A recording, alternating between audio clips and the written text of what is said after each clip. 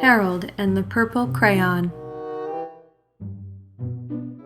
One evening, after thinking it over for some time, Harold decided to go for a walk in the moonlight.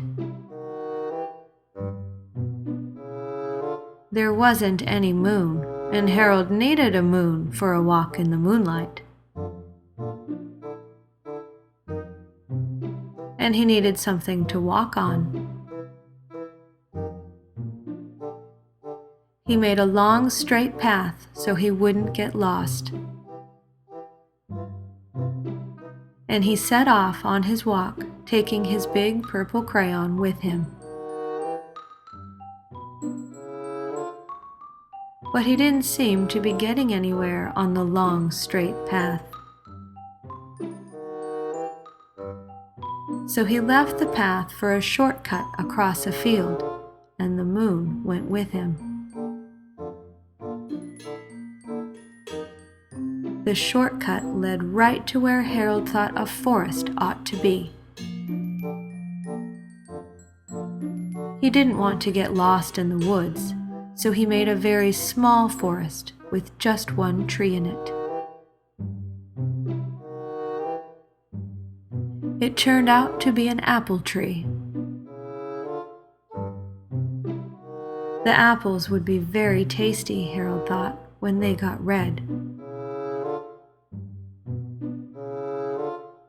So he put a frightening dragon under the tree to guard the apples. It was a terribly frightening dragon.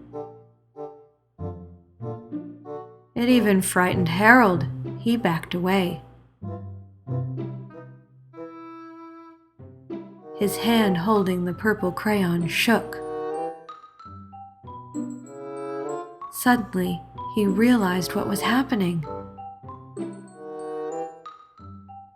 But by then, Harold was over his head in an ocean. He came up thinking fast. And in no time he was climbing aboard a trim little boat. He quickly set sail. And the moon sailed along with him. After he had sailed long enough, Harold made land without much trouble. He stepped ashore on the beach, wondering where he was. The sandy beach reminded Harold of picnics, and the thought of picnics made him hungry. So he laid out a nice, simple picnic lunch. There was nothing but pie. But there were all 9 kinds of pie that Harold liked best. When Harold finished his picnic, there was quite a lot left. He hated to see so much delicious pie go to waste. So Harold left a very hungry moose and a deserving porcupine to finish it up. And off he went, looking for a hill to climb to see where he was. Harold knew that the higher up he went, the farther he could see, so he decided to make the hill into a mountain. If he went high enough, he thought, he could see the window of his bedroom. He was tired, and he felt he ought to be getting to bed. He hoped he could see his bedroom window from the top of the mountain. But as he looked down over the other side, he slipped. And there wasn't any other side of the mountain. He was falling in thin air. But luckily, he kept his wits and his purple crayon. He made a balloon and he grabbed onto it. And he made a basket under the balloon big enough to stand in. He had a fine view from the balloon, but he couldn't see his window.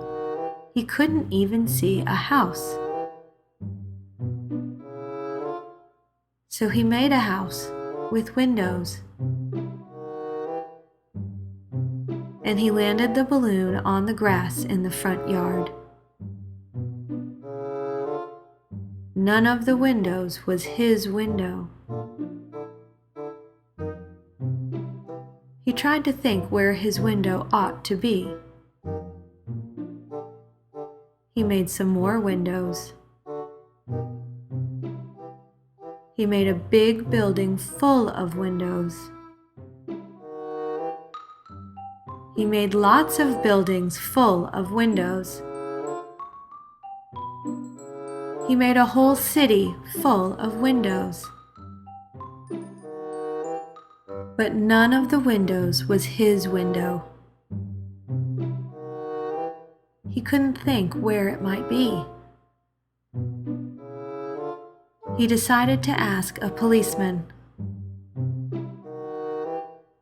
The policeman pointed the way Harold was going anyway, but Harold thanked him.